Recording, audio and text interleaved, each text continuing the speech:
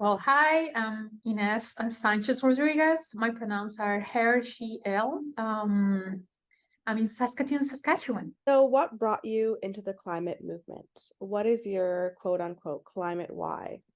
Well, there are many things, many reasons why. One of the first thing is like, since I was a kid, I had this curiosity for environmental systems. Then I decided to take a pathway in which academia basically took me to understand these systems better, but specifically about climate advocacy and working for advocating climate change. It was honestly all the communications from the IPCC and this, I will say, shared eco anxiety that we are living with, and experiencing in myself and in my own experience the changes because of the climate change. So I will say, like, in my life, alone of my life, I can tell that things have changed. Thank you for sharing. Yeah, the IPCC report is very sobering, I guess, is probably the right word to use. So, how long have you been a climate reality leader, and what motivated you to apply for the training? Well, I applied probably was winter of 2022, or I would say, yeah, it was 2022. And I started to work formally since March or April until now. What motivated me, it was 2021 here in the prairies. It was a difficult time for farmers, water scarcity that actually impacts overseas the production for flour, and all another commodities as well. So that part, in addition to the IPCC report, the latest IPCC report, made me think that things were worse than I envisioned before. And specifically with the IPCC report, I realized that actually projections, they were so positive in the way that things can be even worse. So I decided, and I realized, honestly, like, if we don't take actions, we can make a lot of research, but if we don't make actions immediately, there will be no time for reflection. So I decided to move into the action, even though where I am in the academia pathway as well. I think that I share this concern to move to action, and more specifically in policy making. What is the most challenging part of your advocacy work, and how has the CRPC network helped you overcome this challenge? Well, there are many challenges, to be honest.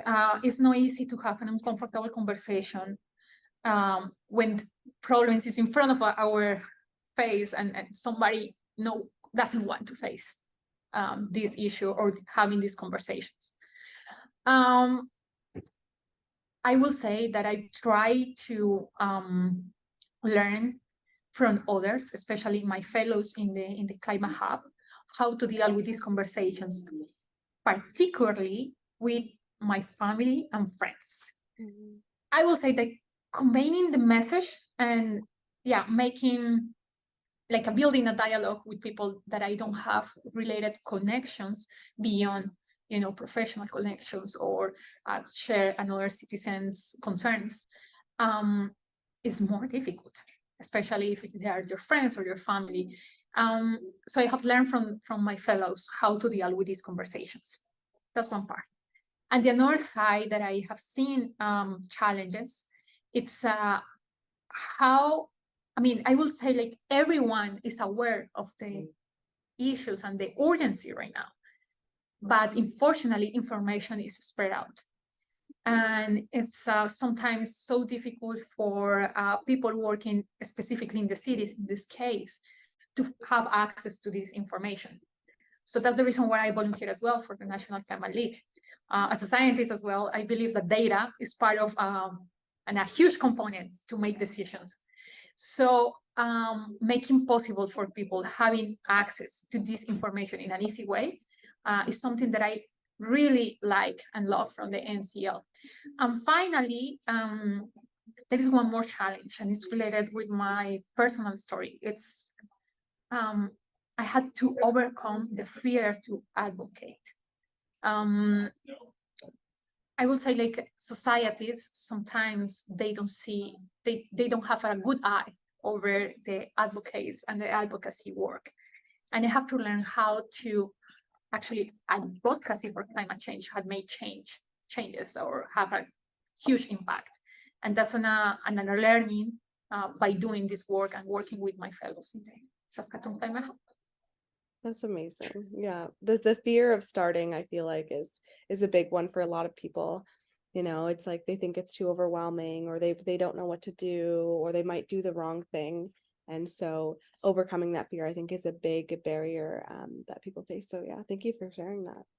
Absolutely, Michaela. Like in the past, I thought that I didn't have so many things that I could contribute, or like didn't see a space or room for me or for my voice in the movement, especially in the city. Now I feel the opposite. That's so good to hear. So what is your favorite part of the climate work that you do, and what motivates you to continue?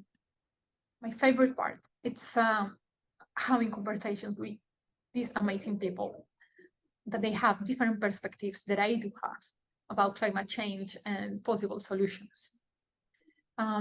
That's actually a source of motivation, because in the middle of this probably negative landscape, there are so great people with actually very good solutions and ideas that actually you can easily put in action. They just need support and collaborative work. So I will say that's the best thing, and also the most encouraging part. Yeah, I definitely agree. I love having conversations with people like this one right here and learning about the work that you all do, because you're all so inspiring and doing such amazing and different things across Canada, and it really gives me a lot of hope. So thank you. Thanks, Michaela. Yeah, I will say like all the fellows in the climate reality and in the other associations as well, because climate change is not only exclusive for associations or groups that work in climate. Actually, it's transversal for many other groups. Like I have had conversations with people working in food security, labor rights, or people working for green spaces and childcare. And all of them, they have also concerns related with climate change. And they have very great ideas about how to put in action strategies for adaptation and mitigation that you could never imagine, because it's climate change is something that is transversal. It is not inside just one bubble. So I Yeah, agree. yeah, exactly. Thank you so much.